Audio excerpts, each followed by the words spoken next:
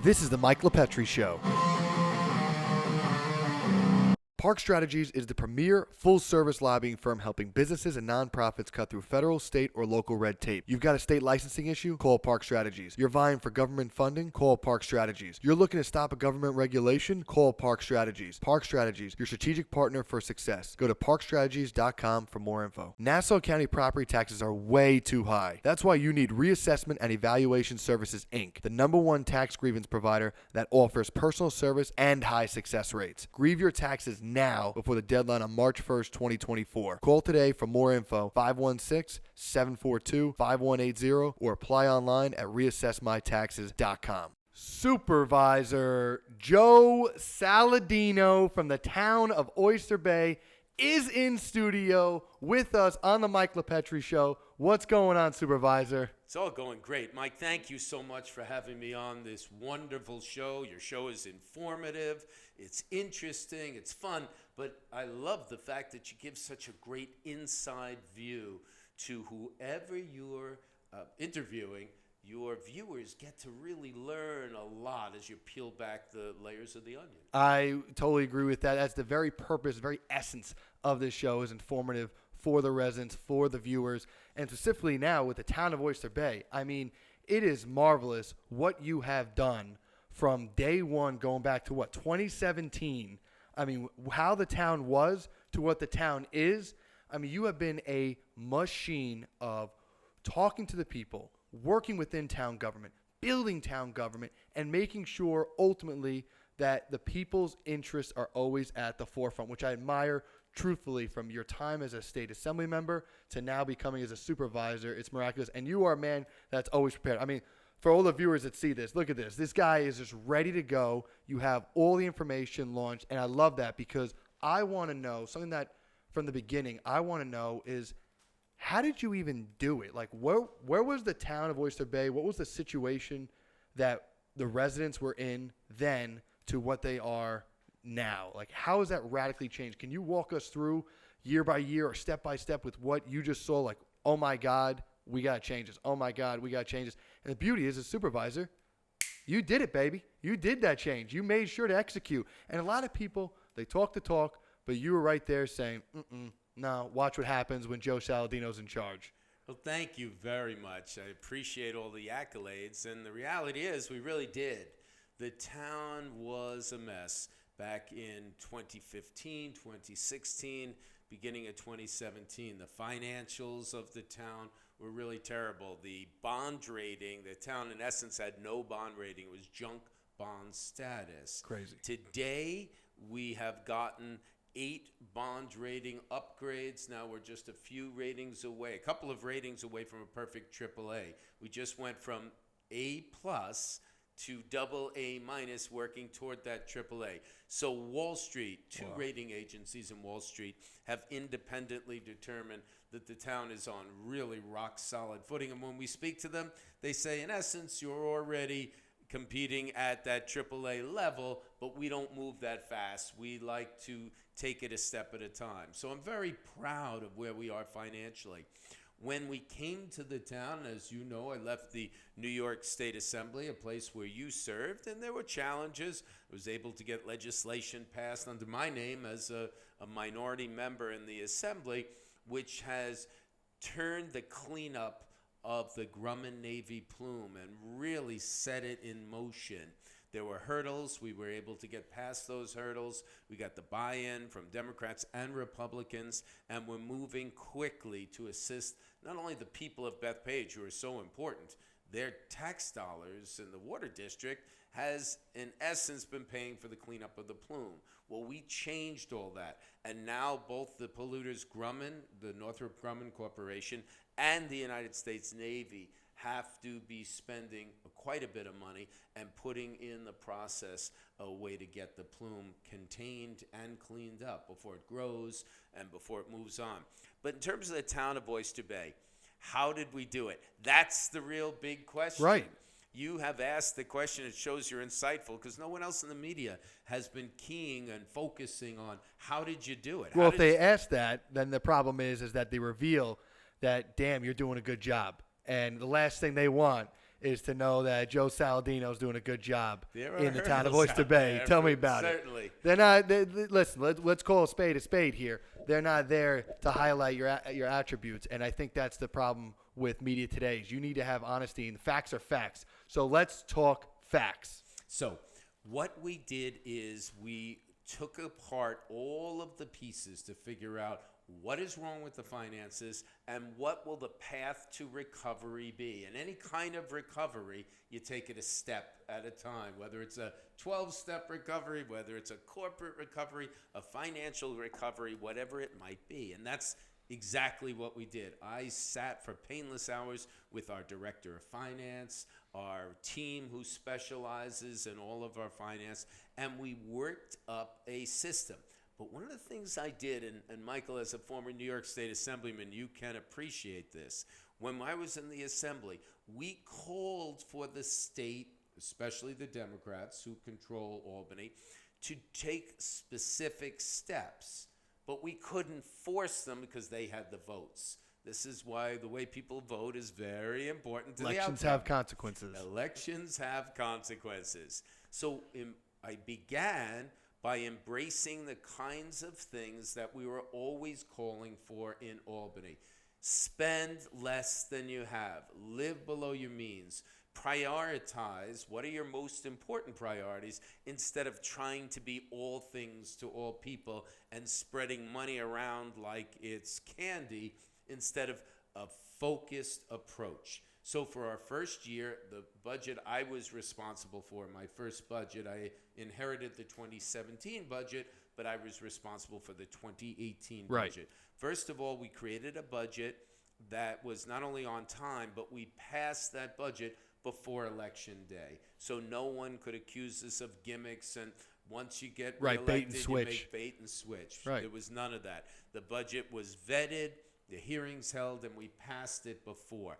That budget cut property taxes $1.3 million in our first year. Which is gold. I mean, come on. Sending the right message. Who is Joe Saladino? He's going to be so cautious with every dollar and watch over like a hawk to make sure no money was wasted and that we were sticking to the plan. It's the promise I made you, the taxpayer in the town of Oyster Bay, and it's the promise we stuck to. It's the man of common sense that's doing what's right, where instead of spending other people's money, you're spending taxes like it's your money, making sure every dollar counts. Every single dollar counts. But we also had to get us on track. So by cutting taxes was good, but there was so much more to do. We reorganized every department. We changed out department heads. We made sure we had the right people in the right positions, and we got rid of the people who were associated with the problems of the past. Then I met with this team. Every Wednesday morning since 2017 to date, we meet with our department heads, and during the pandemic, it turned into a Zoom. Oh my and God. we hold everybody's feet to the fire. This is the list of accomplishments. Where are you on the list? Where are you with the accomplishment? So I also rewarded them by building up morale in the town. I'll tell you a quick story. I had an attorney who worked for the town. He came into my office, and he was low. He needed to be uplifted. He said, I'm a single guy. I have a daughter. I want to meet the right woman and get married and have a mom for my daughter and be a success at life. I meet women when we're out, but I won't tell them I'm a lawyer because I'm afraid their next question will be, oh, really, where do you work? And he didn't want to admit that he worked for the town of Oyster Bay. Really? How much lower could morale be? That's so sad. Today, that's the first thing people are proud to say. I work for the town of Oyster Bay, and I'm so proud of the success. What happens when you uplift people? Sports team, you have All the time. You have a great background in sports, and wasn't your grandfather a major league baseball pitcher? Philadelphia Phillies, baby. And he roomed with Satchel Paige? Yeah, that was still that's the best. I love that. So filled with this great trivia and very interesting facts. So we uplifted the team the way you would with a sports team. We made people proud. And I said to them, I don't have to go out and spend money on a trainer for you because all you have to do is focus on our being a 5-star hotel. Everybody has or wants to take that one trip. Maybe it's a special wedding anniversary. Maybe it's a birthday for your spouse. You reach deeper into your pocket to pay for the 5-star hotel. You betcha. You know what you expect. You know how you want the room to look. I want top shelf, baby. You know how you want people to talk to you on the phone. When you go to the gym, you know how you want the clean towels stacked. And when you go to the restaurant, you know how you want the food to be. You have the expectation to be the best. And that's what I've ingrained. And what product did we get? Look at the way our sanitation operates. The road paving. Prior, they didn't pave roads. It was too expensive. They couldn't afford it.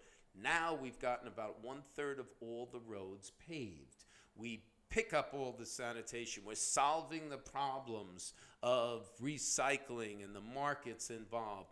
We have turned around the town attorney's office, the building department. We knew there was a problem. We restructured our building department, and they created same-day permits. Yes, you heard me right. Same-day permits. You come in with your paperwork, you leave with your permit. That's the kind of thing that stirs the economy, that wins back the trust of the public. It's part of the rebuilding process to take a team that was failing and now make it, in this case, what I believe is one of the best towns in America. But you don't have to believe me.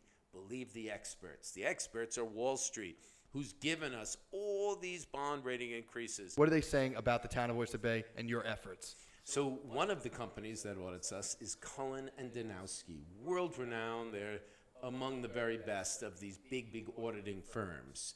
And this is a mandatory audit, and that information has to be reported to the New York State Controller each and every year. Okay. Our audit begins at the beginning of the year, and they release that audit in June for the year prior. Okay. What they have shown us is, when I first took over the town of Oyster Bay, I became the supervisor, the town had a $44 million deficit in its operating budget. That was the 2016 numbers, right. Actually. It had that meant it owed $44 million in like your home checking account. Right. Today, while cutting taxes, and now we have spent $7.8 million less. That's back in the pocketbooks and the checking accounts of our taxpayers. We went from a $44 million deficit to an $89 million surplus, and that was as of the close of 2022, an $89 million surplus. Then that's the operating side of the budget, the salaries, the gas for the trucks, the electric all those bill. Expenses. Then you have the capital budget, which is a separate budget on repaving roads, which we've gotten more than a third done, buying the big trucks, rebuilding the bridges, doing the water infrastructure, all of the paving work, among other projects. That we have on the capital side of the budget. We've done many projects that suit the needs of our taxpayers and our residents, and yet we have reduced our capital debt by a net of $185 million. That's crazy swings. Those are ridiculous swings to see specifically. And this is what I think people don't realize is that when you have the right leadership, you can make these huge changes at the benefit of residents. And it all comes down to one thing. Voting the right people in, baby. That's it. You gotta. I'd like to think that experience plays a major role. You need surgery. You don't go to somebody who's just gotten out of school. If you're on a flight, you don't want a pilot who's just graduated college. You want experience. I have 35 years of government administrative experience. And prior to that, I worked in the media. So we know how to translate the complicated issues to the public. So we keep it transparent. The public knows what we're doing. And every step of the way, I show them what's going on. For instance, New York State, the Controller's Office, asks for the audits and then rates towns, villages, counties, water districts, whatever the municipality, school districts, whatever they may be. The Controller's Office created 3 levels of high stress. The worst, right. Medium level, lower level, but still a concern. Yes. If you're on the stress list, it means you're in trouble. Yeah. The town was at the worst level of the 3 levels. As we went along, we were downgraded, which meant we're doing Yeah, better which is and great, better yes. to get off the stress list. We're off the stress list altogether, but it gets even better. I'm about to release information, an exclusive, right here on the Mike LiPetri Let's Show. hear it. Nobody else knows this yet. I just got this text from Rob D'Arienzo, who is our Director of Finance. Let me read it to your audience. You all know New York State and their fiscal stress score has been low enough, the stress score they give to the town of Oyster Bay, has been low enough to keep us, meaning the town of Oyster Bay, off of their 3 stress lists. But I thought you'd like to know that our 2022 score was just released today. And it has dropped to 0. Wow. It is on a scale of 0 to 100, with 100 being the worst. Just to give perspective, we topped out at a score of 91, very high stress. Yes. Remember, it only goes to 100, and that was in 2015. And then it moved down to 76 in 2017, and now it's down to 0. Stress-free, not even a 1 on the stress list. That's to incredible. go from one of the worst towns in America to now one of the best towns, at least in New York State, is something I'm extremely proud In of. less than a decade, no less. That's what's Less awesome. than a decade. Mike, we did it in less than 5 years. Right. Incredible. I mean, So one would ask, oh, sure, you saved all this money. Did the services take a hit? Were the services depreciated? Did you spend less on personnel, services, equipment? right. The answer is just the opposite. We've improved our services. We're doing much better. We've paved. They didn't pave roads in the past. It was over $1 million a mile. Jesus. Now, if a full rebuild is actually closer to $2 million a mile with inflation. So, but between it all, it averages out. And yet, we paved more than a third of the roads in Which the is town. incredible. We've rebuilt the bridges. We bought new garbage trucks. We bought new, which you have to keep replacing each year. We've replaced those sports fields. People say it's very expensive.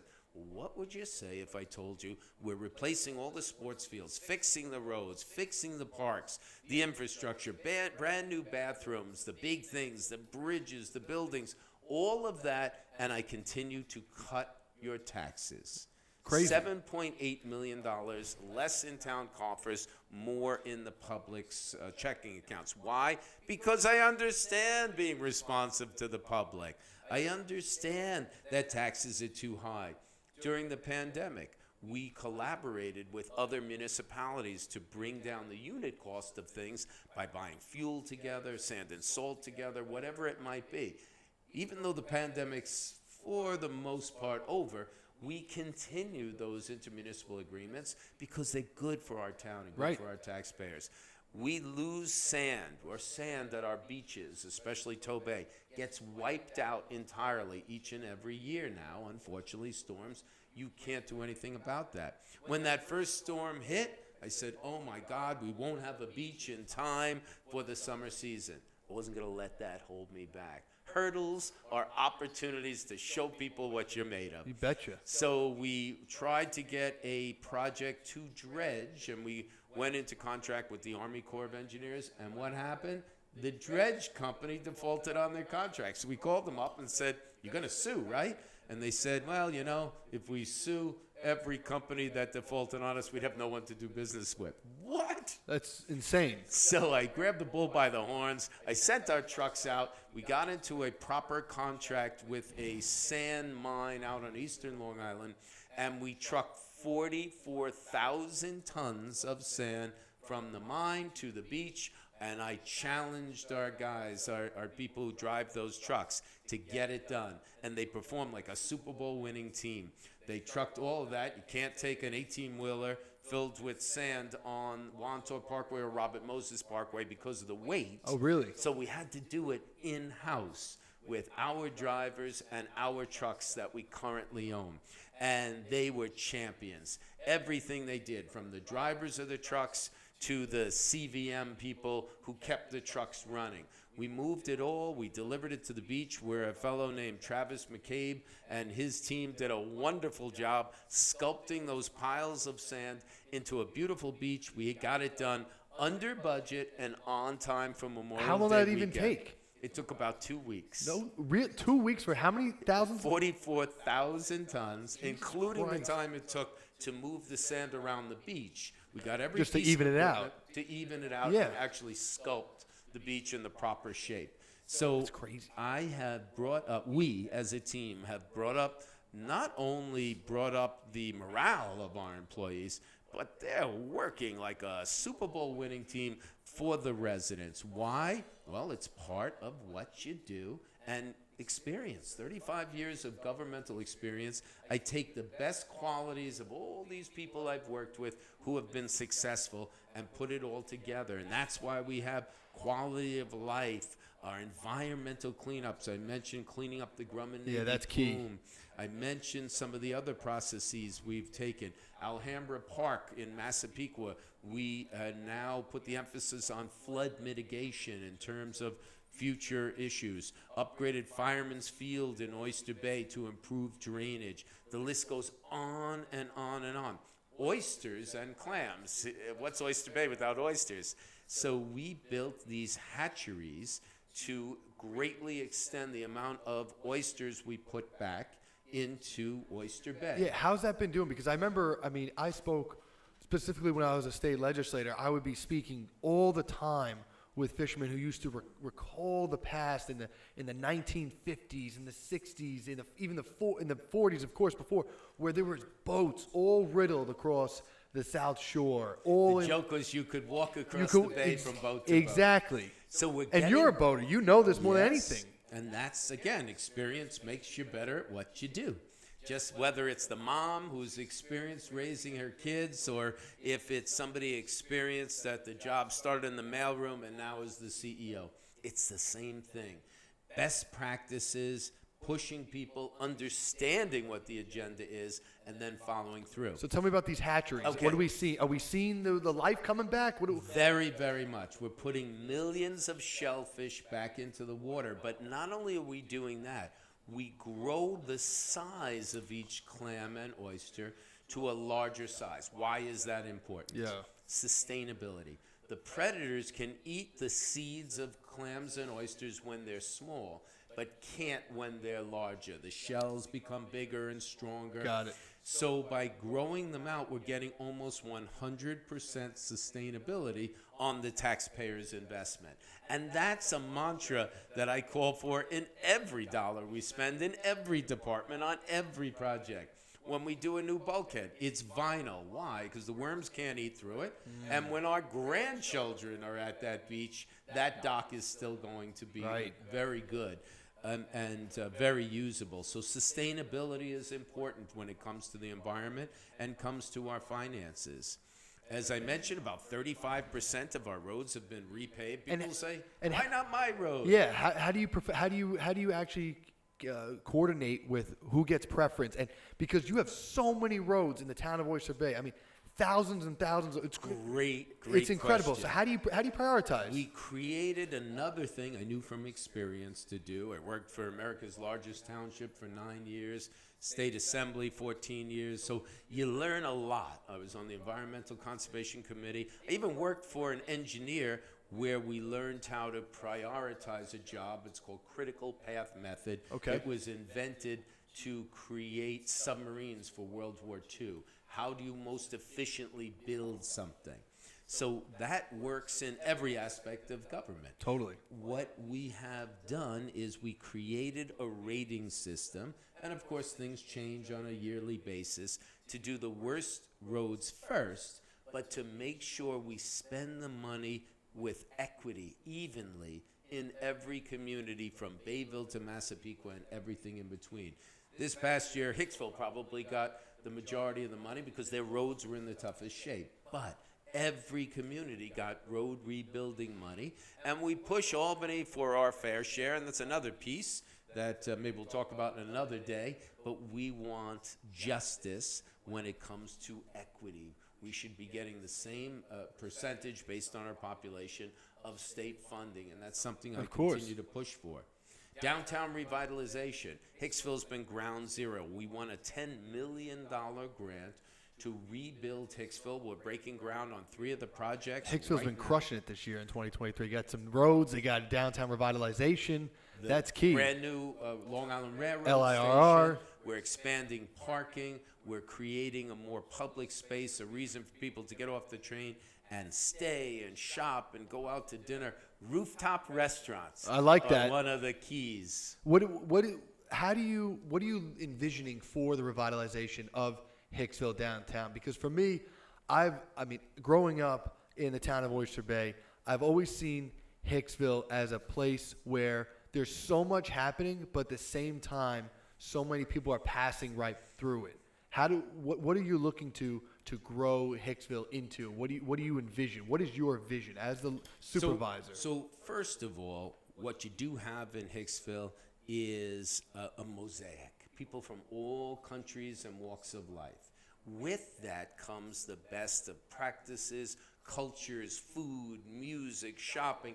Everybody has their thing. Italians are known for Italian food. Italians, the best food. Bias. I don't care. So, we got the best food ever. I don't know if it's the best food, but I could say it's my show. It's the best food ever. Okay, when you get fresh pasta with a little veal, homemade all right. pasta. Oh my gosh, I love it. But I also love the food from all the different cultures, and Hicksville is that perfect melting pot. So what do?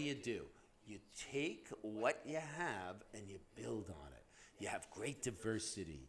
We have a great shopping centers there. We have the opportunity to have transit-oriented development, meaning live and work near the railroad so you can use that for transportation. That's a new dynamic that we've greatly embraced, and we're quickly becoming the template for the rest of the state on how to do it right, because it's about a balance. Mm-hmm. When you add population, you have to think about parking, sewage, sanitation, clean water. Yep, what do absolutely. you do with the garbage? What do you do? How do you move people around? Totally. Safety. All of these things are wonderful, and sometimes we push hard with Albany to recognize this. Right now, there's a move to take our zoning away, which only hurts the people.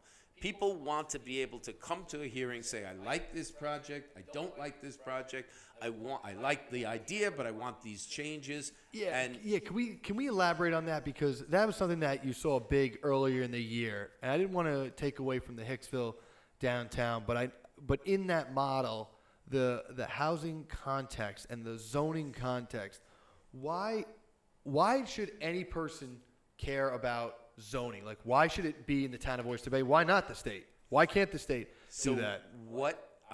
In my opinion, the state wants to push population up, have less suburbia, make suburban centers urban centers, and that's clearly what's taking place. We're breaking ground on 3 mixed-use developments. Alpine Development, Fieldstone at Broadway, or just a couple of them. They're mixed-use, the right way to do it. So we're not shying away from development, but redevelopment of existing sites to make them better. Having said that, when you remove zoning power from the local government, it's a slap in the face of the people. The people deserve to be able to come to a hearing. Government should listen to the people, especially in their own community. If we don't have zoning power, people who are unelected, as the governor suggests, to set up this means of a team in Albany being able to override our decisions, it's a slap in the face of the people. So that would be the situation, is that the governor wants an appointed commission, essentially, just to make the check off whoever they want can build here without disregard. Do they take in consideration the waste situation, security situation, the food situation, the water situation, the school situation? Is any of that even taken into consideration? So what's very interesting, and I appeal to the governor and to all of the state agencies to please listen. Clean up Bethpage Park. Make the polluters pay for it, not the taxpayers. Make sure that they're not continuing to pollute the aquifer system. Make sure that the state takes a regional approach to recyclables and the way sanitation works. In 2025, Long Island's only landfill will close. In 2026, Pennsylvania will stop taking out-of-state sanitation. Then what? Right. If you're going to increase population, you have to increase the infrastructure that supports that population. Got to build the foundation. We started in the beginning of this conversation. You said it best, a common sense approach. And that's what I'm pushing for. So we're meeting with Albany staff to say, where are you on funding these processes to taking the hurdles away? Before you start talking about this, make sure you're fixing the problems that you're creating with this push to jam as many people. And by the way, there's a choice factor. Some people choose to live in an urban setting. Some people choose to live in a suburban setting and have many reasons why. Some people choose to live in a rural setting. So when you take choices away by basically dissolving, little by little, dissolving suburbia, how is that fair to the people who should have the right to choose? They're paying to live in a house in a town that gives them a high level of quality. And you won't find a town with higher level quality services than the town of Oyster Bay. And let me ask this. You won this past spring. You won. You defeated this issue. It was knocked out of the budget. Is this issue dead? No. What is it? What are you anticipating? I want to know. I think it's important. Very much alive, and the governor has communicated that she will continue to push for it. Now, the first time it was about allowing accessory apartments and only a little setback around the property line. Right. Doesn't make sense at all. Because where would you park cars? How could we plow snow? What did we do if it's double the volume of sanitation? Right. Where are the resources to fix that? How do you even make for dealing with the state fire codes that have years and years said, no, you can't go up this many stories, you can't do this, you can't do that, because it makes an unsafe situation. And now it seems like that's all being thrown out the window. We don't care. It doesn't. All that matters. Again, we keep pushing. Experience and common sense. As we wrap this up, I want to end on a final point, because specifically, I think it's been marvelous of how you've been managing all these different issues, which people don't really, I think they take for granted, and they just expect Maybe the town. They just don't know we won a National Engineering Award for Allen Park. Maybe they don't know that our Ankara audit showed that we're one of the best municipalities and best run municipalities in the country. That 0 score on the financial stress list. And now we're taking it so much further. We got money from the federal government. Not all, it doesn't happen often, but this was the ARPA money. Right. So how have you been utilizing that money to find the advantage for the residents specifically? Because that's, for those of you who don't know, that's the federal money that's been allocated to towns and counties where for them to be able to utilize specifically during the pandemic. But now it's been over these course of years, you've been adapting, dealing with these stresses that have been ongoing. So what's the process now? So during the first round of that federal money, that was under a different administration in Nassau County. Nassau County got the money. They were supposed to distribute it out. Town of Oyster Bay didn't get $1. Wow. 0. That was under the previous administration of Nassau County. This time they changed the way they write the legislation, and we did get money. Rather than hide it, we were extremely transparent. A third of it is going to be used to protect the taxpayers and it was all the criteria the federal government set out. We decided a third of the money will be used to offset the extra expenses we had during the pandemic. Right. A third of the money was for infrastructure, water quality projects. Nice. Like Fireman's Field in Oyster Bay and all the many projects that we're undergoing. And a little more than a third, we said, let's not keep that money. Let's give it back to you, the communities. So we set up a program called TOBAY Forward, again, drawing from my experience, 14 years in the state assembly, 7 or 8 years working in the town of Hempstead, directly for the supervisor of America's largest township. And what I did is I took all this experience and we set up this program. You, the small business owner, whether you're a sole practitioner, you own a small business on the corner, or maybe you own a little larger business, as long as you qualify, you get $5,000. You never pay it back. It's yours to keep. Oh, that's a nice grant. TOB forward. But for chambers of commerce, we're giving each chamber $50,000 because the chambers of commerce in the communities in the town of Oyster Bay know what the needs are. So even a sole practitioner working out of their home, if they meet the criteria, they get the money. To find out more about the program, visit TOB forward or visit our town website, which is oysterbaytown.com.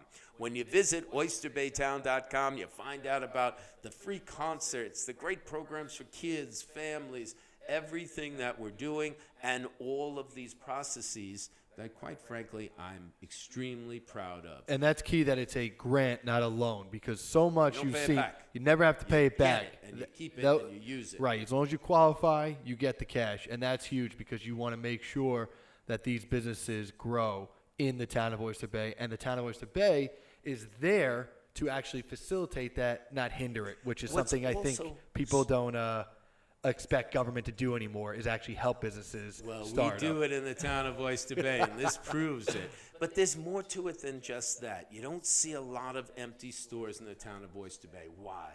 Because our services are high quality. Because we keep the beaches going, and the marinas, and the waterfront facilities. Our parks get awards as among the best parks in the United States. The programs for kids, for senior citizens, for young families, and families who have been around a long time are exceptional, and I work on continuing to make them better and better. What does that do? It makes people of means want to live here. Yes, it's not the least expensive place to live in the country, but you get so much for You your get your money. bang for your buck. That's what it's about. We calculated this out. The average property taxpayer spends on their town portion, not the general taxes, we're 13% of the overall property taxes. Could we pause right there? I want to break that down.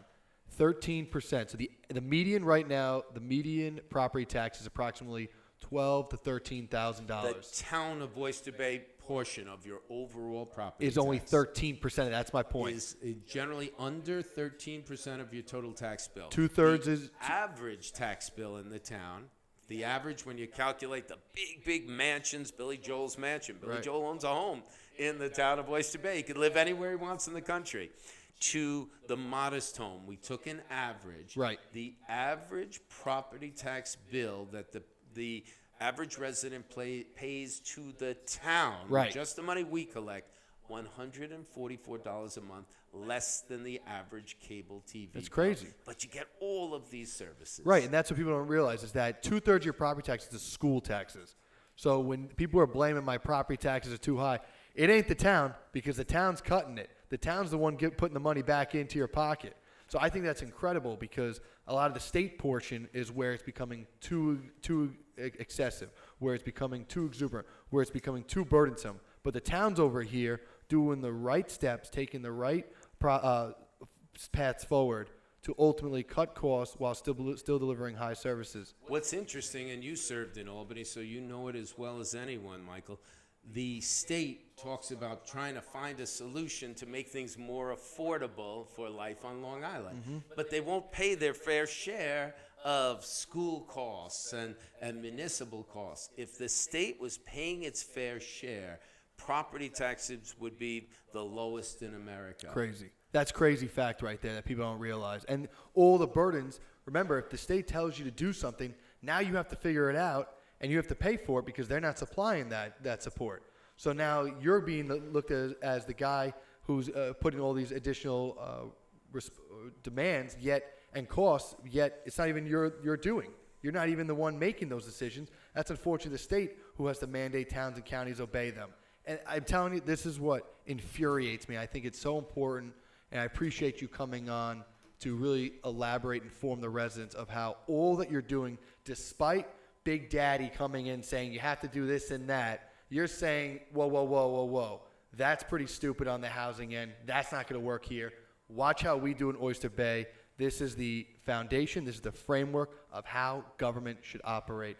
And that, sir, you should be very proud of. And I'm looking forward to seeing you excel in the forthcoming year and years beyond that. So this is going to be great. Thank you so much. And before we wrap up, I wanted to give you a little another minute just to say kind of like a final view with the resident. If they need to leave you from this anything, what can they get? Well, they can go to oysterbaytown.com and find out more about all the different programs. But no, if you live in the town of Oyster Bay, you're living in a town that has so many upgrades. Quality of life is the reason you live here. We've done 18 field upgrades to synthetic turf, 69 new playgrounds, new bathrooms everywhere because love a good bathroom. That's what people want, new clean bathrooms where everything works. Pool enhancements, the tables, sunshades, umbrellas, the TOBAY beach restorations, which is a new spray park, besides the sand, the new bathrooms, and all we've done. We've constructed new dog parks. We love animals in this town, and we built some, and we're building more dog parks, and the list goes on and on. Repaved roads, making sure we have more parking, taking a smart approach from every community, whether it's Hicksville with downtown revitalization, Bayville and Center Island with the new beach construction that we've done up there, and the parks and the facilities are the best they can be. There's no town, and I have great friends who are supervisors of all the towns, and I take the best ideas from everyone and incorporate it. But show me another town that offers everything we have to offer. It's really special, and most of all, I appreciate you, our residents, and of course our town employees who are working harder than ever to make Oyster Bay the #1 town in the country. I'm Supervisor Joe Saladino. Mike LiPetri, I appreciate this opportunity to be on your show. Visit our website, oysterbaytown.com. But thanks so much for this very informative and fun opportunity to get the information across. I appreciate this immensely. You've been the best. Thanks, Supervisor.